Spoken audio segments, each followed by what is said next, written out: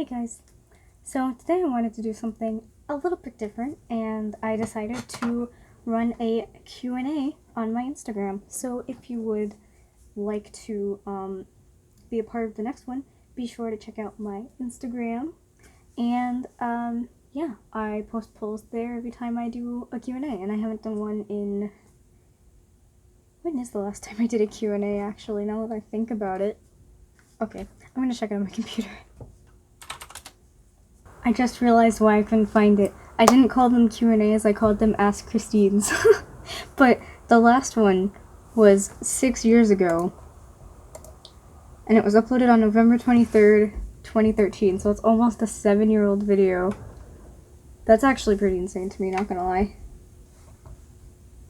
So yeah, it's been almost 7 years since I have done a Q&A. So let's get into some questions here. I am excited. I have my computer off to the side here so that I can refer to questions. And, yeah. So what got you into dance?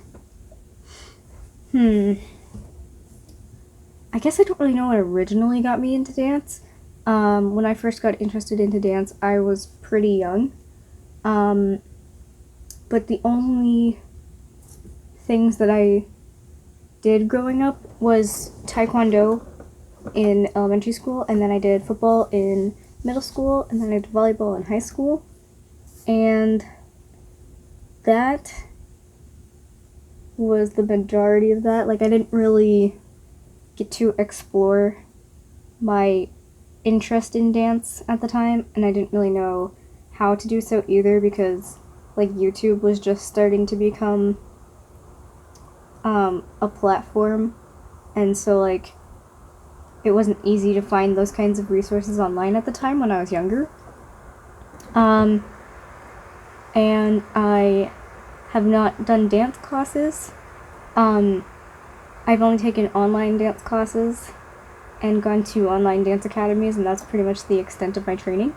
So, yeah, that's that.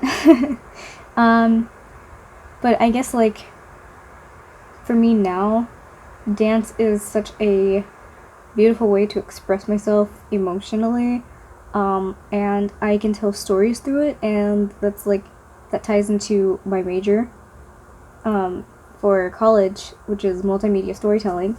I love a good story. I love sharing stories, and I just love being able to move people with my work. If that's like what I want to do, if I want to make people laugh and smile, then I can also do that.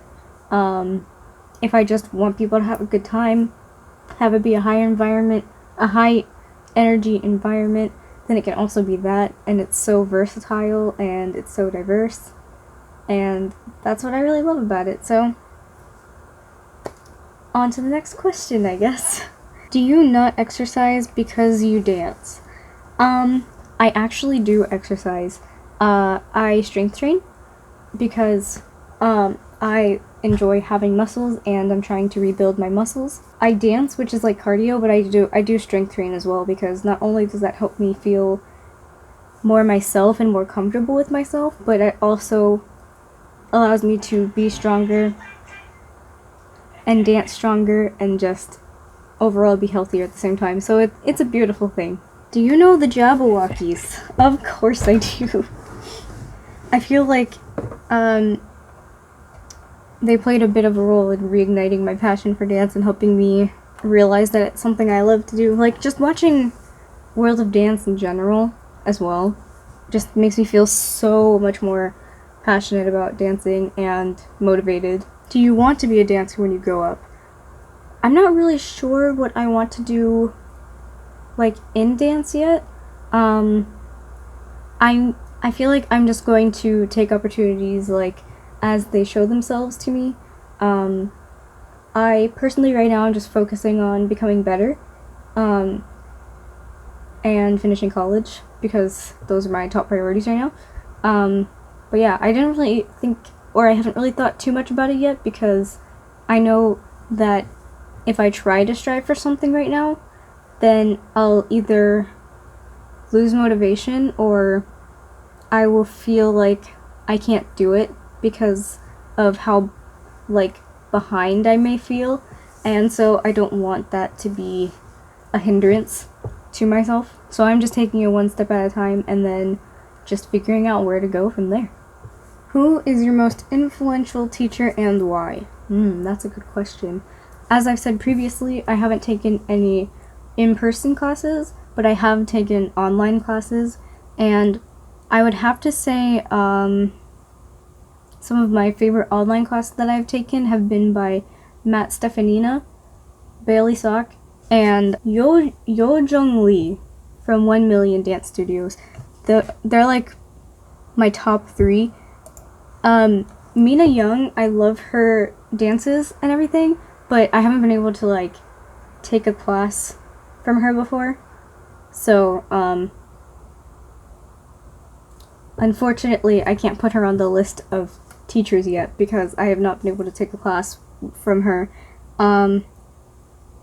But yeah, they're just some of my most influential teachers because I feel super motivated and inspired when I'm being taught by them. And like they're very encouraging in terms of the way they teach. So like for example, I was taking a class that Bailey Sock was teaching on DNCR Academy, and I just loved how, even though she showed us like how to do the moves and like the kind of intention that she put behind that particular move when she was making the choreography, she would also tell us to just like let our bodies move the way they want to and embody it in yourself and not just try to copy her, because that's not the point of dance. Like the point of dance is to be and express yourself. So that was something I really liked, and I just like how encouraging Matt Stefanina is in general, not just like in class but also outside of class and like on social media. It's so encouraging to me to be able to have that kind of support, especially when he like actively comments on your stuff sometimes, like, you know, I want to be seeing that, like that stuff's encouraging.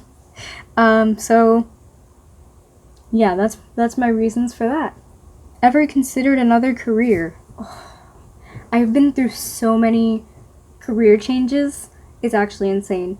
I wanted to be a band conductor because in middle school I had the most amazing band teacher, and she did all this conducting like between the middle school and the high school at the time, and I was just like so influenced by that I was just like, I want to do this. So that obviously didn't end up happening. And then I wanted to be a professional gamer in high school. I did that for a small time, won first place in a local League of Legends tournament, and then retired because it was just something I couldn't keep up with. League requires you to spend at least 8 hours a day playing League of Legends, and I was just like, I can't do this and do high school and even college, and when college comes around I can't do that then, so I just kind of gave up on that because I knew I wouldn't be good enough to actually go pro. So yeah, that only lasted about a year. And then I wanted to be a doctor because my mom wanted me to be a doctor, so I had a phase of wanting to do that, and then I was like, now I want to be a geneticist. That didn't last very long. I got to college calculus my 11th grade year of high school, and that didn't go well. So I was just like, this doesn't seem like it's good for me. And then I talked to my high school counselor, and she was like, you know, you've set up this this amazing video announcement so that we all don't have to like read off of a Google document anymore, and you've done all these like videos for the school. You've become the face of the school for the school trailer that they basically show at every school that they would visit to recruit people for the high school, and all these things. And she was like, why aren't you doing something in the creative field? Like, why isn't that something you're going for? So then 11th grade year I switched from getting an associate's in science to getting an associate's of arts, and I started taking more theater classes, and I took a voice for performance class to learn how to better project myself and all that stuff. And then I wanted to go to college for theater and video production. I got accepted to college for theater, and then they removed the theater program 2 weeks before I was supposed to start school. So then I had to scramble to find another major because I had already committed to this college, and ended up going for new media design as a major, and my second major was journalism and digital media. And then a year later I changed the journalism and digital media major to multimedia storytelling. So that's my current major now. And then I had to drop my new media design major to a minor because it got too expensive. So now I'm doing lots of film stuff, which is great for my dance endeavors, because I get to edit my own videos, I get to color grade my own videos, and I have a blast with it. Like, all these skills I can still apply even though it's not my overall goal.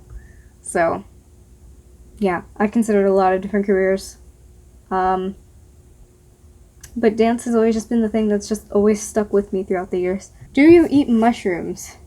I'm allergic, actually, so no. That's an interesting question, actually. Are you tired? I'm always tired. That's actually partially always true. I am very tired a lot because I always do a lot. I always have a lot on my plate, so I'm kind of trying to learn how to balance that still. But even when I'm tired, I still train. At least for 30 minutes, like, just to get a little bit of training in. But yeah, school is very draining, and Zoom burnout is real, so be careful with that, guys. Do you have any great recipe ideas for maintaining fitness and strength?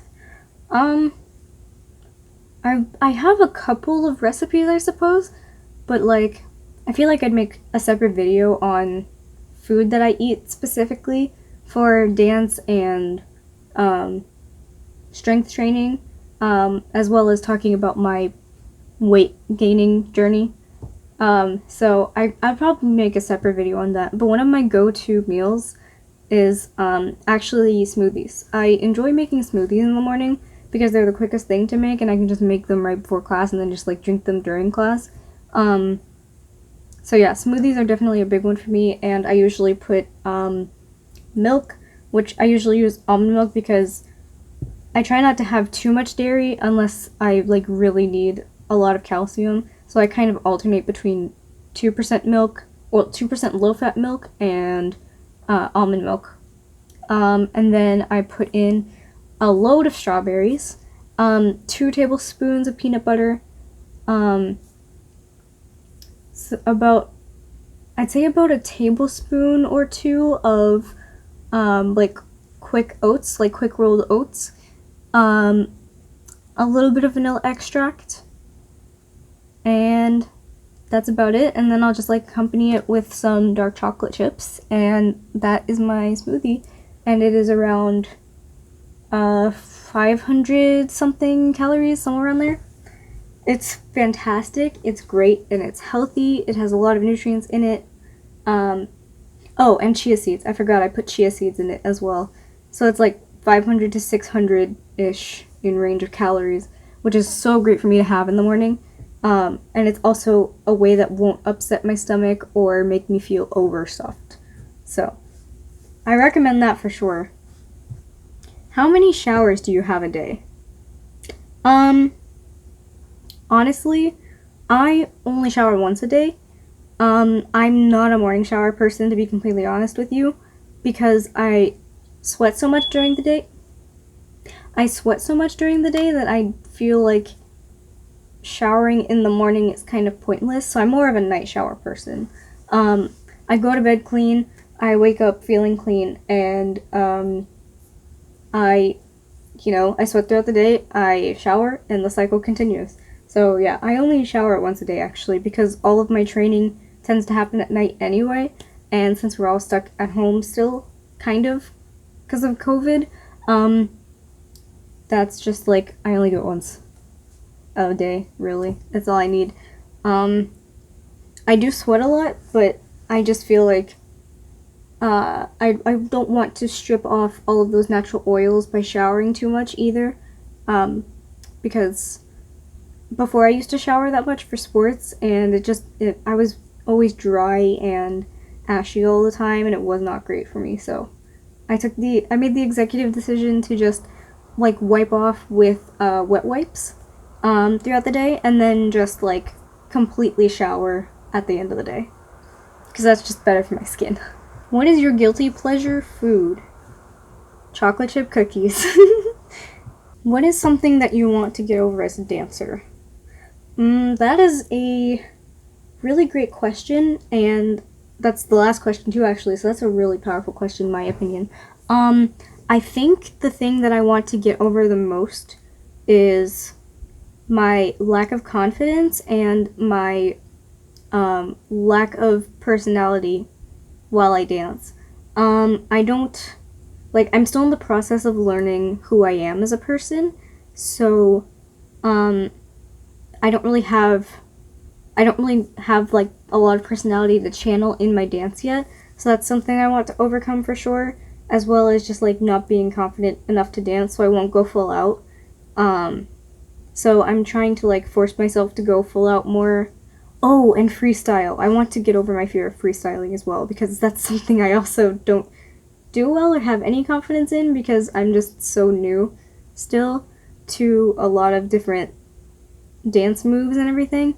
I've been dancing to K-pop for so long that, like, I pick up on K-pop moves immediately, because K-pop is just like once you do it for so long, like I've been doing it for like 2 years, once you do it for quite some time, you pick up on the patterns and the repetition and everything, but because I'm learning this new dance style, I have no idea how to apply myself to it, and I don't even know how to really dance with personality either, so that's something I want to overcome for sure. That's definitely a challenge that I'd like to overcome, as well as just like, yeah, being scared of freestyle is not fun, and I'd like to be able to freestyle and not be scared to do so. And I just really want to know, like, how my body wants to move and, you know, do its thing, you know? Yeah, that was a wonderful question. So, yeah, I want to thank you all so much for watching this video. If you enjoyed it, please let me know, and let me know if, you want to see more content like this, or if you want to see, like, fitness stuff, or if you want to see, like, things that I eat, what my training is like, you know, let me know in the comments down below. And yeah, have a great one. Thanks again for watching, and remember to K-pop and chill.